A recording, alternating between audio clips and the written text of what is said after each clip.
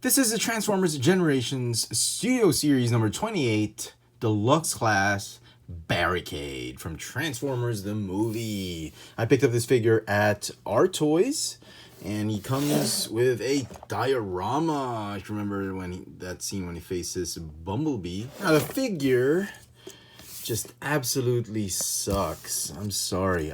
The moment I opened up this figure, I just didn't like it. I didn't get a good vibe out of it. It looks too small. It looks like a gremlin. I'm not seeing Barricade here. I appreciate the effort on the details, the really nice head sculpt. Speaking of head sculpt, yeah, I get it, but everything else is just, there's just something off about it. I mean, look at him. I mean, I miss the old toys that had the really clunky, really very panel-y type of body, the misproportioned torso and all that. I don't have them now, obviously. I sold them. But I miss those. This one, he's just too thin, too lanky. It's just quite impossible to accept him as the Barricade we knew back in 2007 Transformers the movie. Maybe if they did a last night Barricade, yeah, he kind of looked much more in this proportion. But that old Transformers the movie Barricade, he was top heavy. He was, I don't know. So here he is with Clunker Bumblebee. And he actually looks like a couple of millimeters shorter than Bumblebee. If you transform his legs officially with the chicken leg stands, he's like 1 or 2 millimeters shorter than Bumblebee. Here he is with Jazz.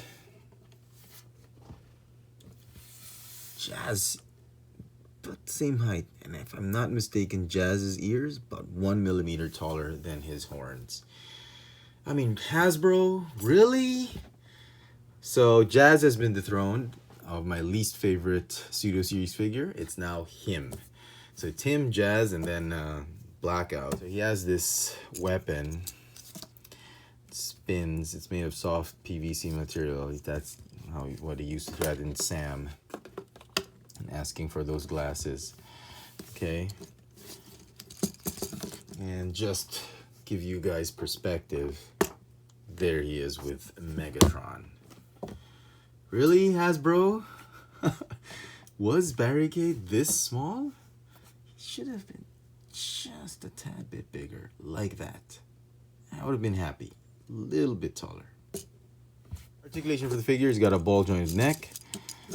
Abs can move a little bit up and down. That's because of transformation. He's got a ball jointed shoulder, bicep swivel, hinge elbow. The fingers can grip, can move, can bend, swing like this. He's got a ball jointed hip. It goes only this way and this way. No thigh swivel. Double jointed knees. Go this way, this way. And he's got some ankle hinge. It goes up and down like that. So let's transform him. This is probably the most difficult, one of the most difficult figures I've transformed in the Studio Series line. And it clearly, for me, was not enjoyable. So I'll do my best. Do the arms. This, fold like this, all the way in, okay? Do this.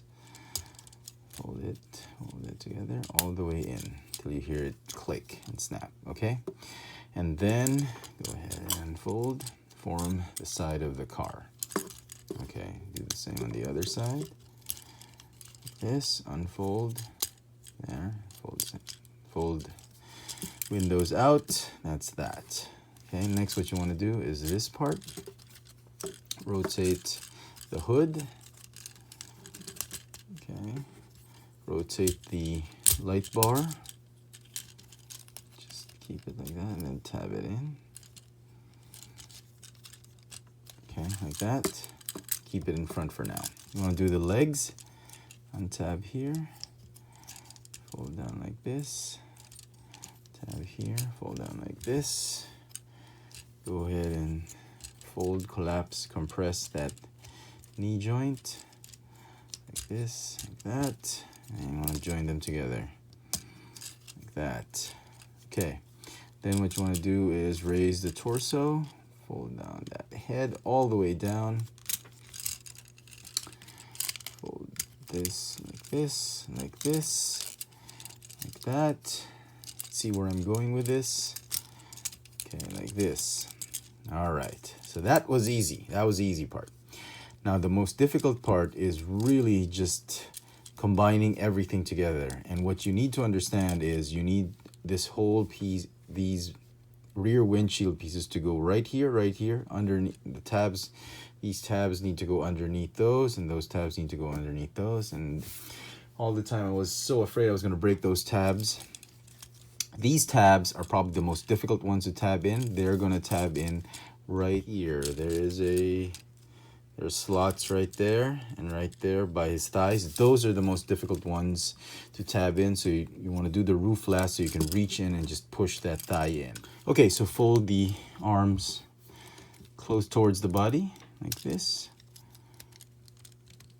Just make sure you hop this part. Because of the hands, it's very difficult to just incorporate that whole rear windshield onto the back of the car.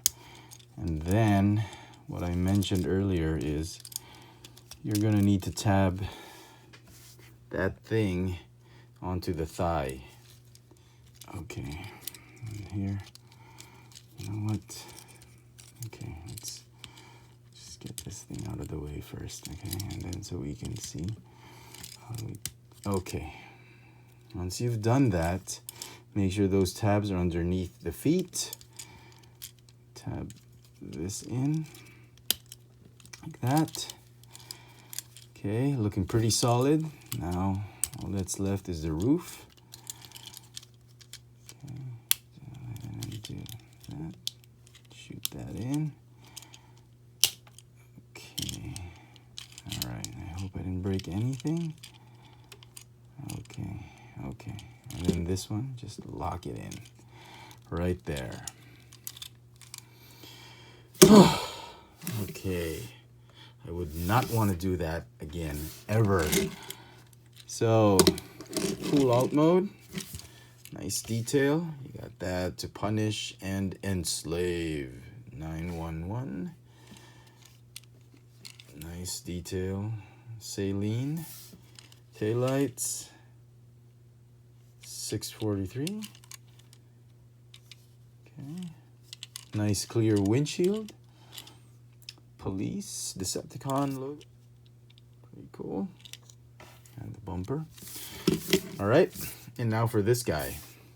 I was like, there was no way Hasbro was going to find a way to fit this inside the robot in car mode. And sure enough, it doesn't. It just, the way you store it in vehicle mode is like this. Like, ta-da! That's just it. And here is Barricade in alt mode with the other Studio Series figures, Clunker Bumblebee and Dark of the Moon Sideswipe. Looks okay. I guess he scales okay. Final thoughts. Clearly, I did not enjoy this figure. This figure is going to get a 4 out of 10 for me. Unless you're a completist, you don't have to get this figure. Probably the worst Barricade figure we've gotten from Hasbro and Takara Tomy. Quite possibly even worse than last night Barricade or Dark of the Moon Barricade. I'm sorry. This figure just did not do it for me. Barricade is one of my favorite Decepticons, and what a disappointment this is. Till next time, thanks for watching.